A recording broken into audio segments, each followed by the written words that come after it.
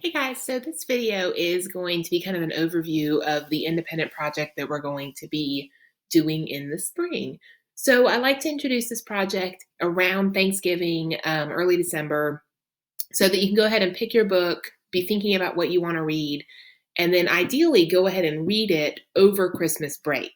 So I'm not going to be giving you any other assignments, projects, things to work on over your Christmas break or winter break. And it's a really good time to go ahead and get a jump on this reading.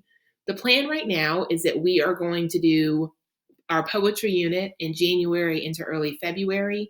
Poetry is a third of our exam, but I also like to do the poetry unit at the same time that we're doing this independent project because the poetry unit is less homework intensive. So you won't have as much to do at home and you can really focus on your independent project. My recommendation is to go ahead and make your book selection and get your book. I have copies of some of them. Read it. Oh, it's doing weird things. Okay. Read it over Christmas break. And then in early January, create your arguable thesis statement. I'm happy to review those. Start looking for resources, start pulling research. Spend most of January writing and constructing the actual essay. And then save the 2 weeks in February to revise, to proofread, to edit, to work on works cited or MLA issues. This assignment is going to be due February 17th. And I know that sounds like it's a really long time from now. Remember back in the fall, we started the independent project in August and, early October kind of snuck up on some of us. So don't procrastinate this. Don't wait to the last minute. Go ahead and make your book selection and go ahead and start reading.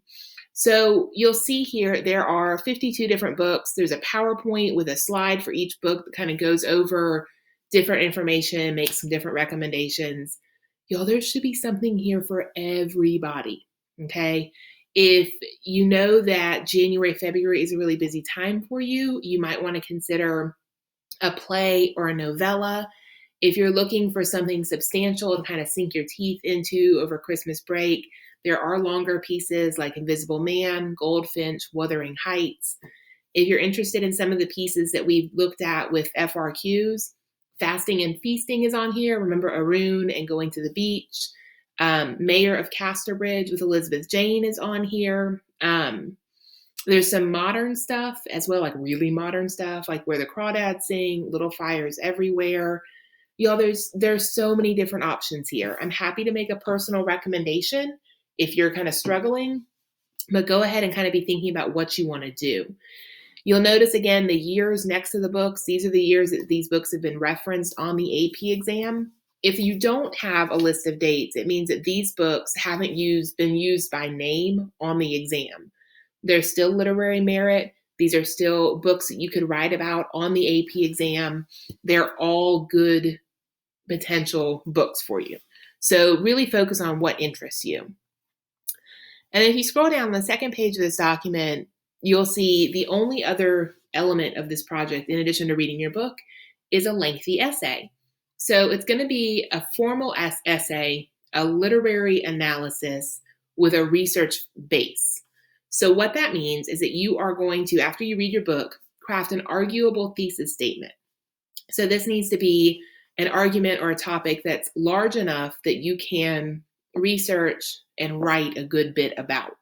So you're going to create your arguable thesis statement. You're going to start looking for resources, looking for research to help support your argument.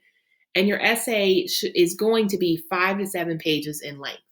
And I've had a few people who are like, oh my gosh, I don't know if I can do that. How do you write that much? It really comes down to y'all to crafting a thesis statement that gives you room to explore. All right. And coming up with a topic that's big enough that you can, kind of look at different elements. You're going to have to bring in some secondary sources. I'm going to require at least 2, but no more than 4 secondary sources. You can pull literary sources like peer-reviewed articles like we did for the independent or the annotated bibliography. You can also pull other academic resources. What I want you to do, though, is when you look for information, I want you to look for credible resources that are well written, that are well supported, that contain references or works cited of their own. If you go to Uncle Bob's Yahoo page and he's got his ideas about Handmaid's Tale, it's probably not going to be academic. So try to stay away from resources that aren't academic or credible. Resources like Schmoot, SparkNotes, Wikipedia are fine for basic reading comprehension. Maybe you're struggling to understand something that happened in the book, but those are not the resources that you'll use for citing or for research.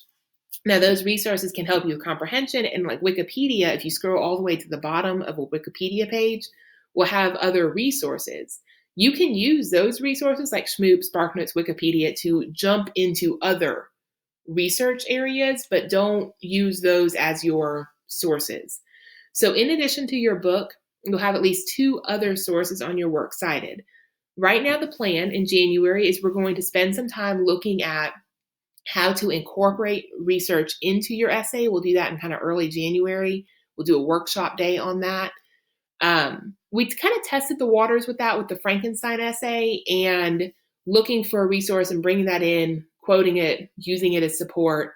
We'll also do a workshop day in January on how to set up your work cited and make sure that we're following all the MLA rules and regulations for creating our work cited. So looking at our requirements here, it's going to be a 5 to 7 page paper. Again, I know that sounds like a lot, but that's pretty much the expectation in all 100 level English, history, art classes. That's a pretty standard college length, freshman length paper. So 5 to 7 page essay with a minimum of 2 secondary sources. And those sources have to be credible or research backed. So I want you to start thinking about, as you're reading, maybe keeping like a little note, like post-it note in the book or something, stuff that catches your interest, stuff that you're intrigued by, things that you think are interesting or maybe worth exploring as you finish the book. Again, my guess is when you finish the book, there's going to be something that lingers with you, a question, a concern, an observation. And so whatever that maybe that little spark is, might be the topic that you want to further explore. So like when I think about the importance of being earnest, one of the things that I always am really interested in is Oscar Wilde's gender criticism. And, we know that Wilde worked as an editor for Ladies' World magazine. We know that he had some really interesting views on feminism, on marriage, on social expectations. So I could formulate an arguable thesis statement that Oscar Wilde uses the 4 female characters in The Importance of Being Earnest, Gwendolyn, Cecily, Bracknell, and Miss Prism, to represent different elements of Victorian society and satirize those elements. Okay, so that could give me quite a bit to explore. And honestly, that may almost be too much to look at. So that's what one, possible topic. When I think about the importance of being earnest, I also think I always get hung up on that statement about Lady Bracknell, and she tells Algernon not to criticize society. Only those who can't get into it do that. And how prophetic that statement becomes for Oscar Wilde in his own life. Within a year, he has been completely shunned and removed from Victorian society. There might be a topic in there that I could further explore, research, and write about. When I think back to Frankenstein, some of the big topics there, and these were some of the topics that were essay prompts for you, like Mary Shelley's use of weather. Okay, and historically, we know that she was writing this after the eruption of Mount Tambora, where there were all of these kind of weather and nature disturbances. So I could certainly explore her references to weather and nature and even pull in some of that historical data or information. So again, you want to think about a topic that's big enough that you can really explore and research. And again, your research doesn't necessarily always have to be related to the book itself. It can be kind of peripheral. So if I were researching, going back to my topic for the importance of being earnest, I would probably want to do a Google search for Oscar Wilde feminism. All right, Oscar Wilde satire marriage, Oscar Wilde women earnest, just some of those key words. But from there too, I might want to look up gender roles in Victorian culture, right? I might want to look for, um, you know, Victorian culture women. Might want to look at Queen Victoria, even. So here, Queen Victoria is a fascinating woman, y'all. She ran one of the greatest empires, but she was also a very traditional mother and wife. And she instilled in Victorian culture this concept of, that women should marry and women should marry well and women should be mothers. But she also was this incredibly powerful woman. She kind of did it all. So maybe I could pull that in as well. What I want to encourage you to do is, as you're reading, just kind of keep thinking about those topics that interest you, the things that you maybe want to explore. And then as you start preparing to do this essay, you'll start pulling your resources and research from other places. But again, first step, guys, is picking your book. So be thinking about that. Remember, each book is limited to 7 people. That was 8. 7 people. Y'all, that's pitiful. I got to get back to work. 7 people. And some of the books like Handmaid's Tale, Little Fires Everywhere, those have already been really popular. So kind of go ahead and try and get signed up for that. I'm going to give you a I'll do it as a quiz grade, easy quiz grade for picking your book by about exam week. So yeah, if you have any questions or you want a recommendation for a book, let me know. I'll just be here working on my counting skills. Okay, bye y'all.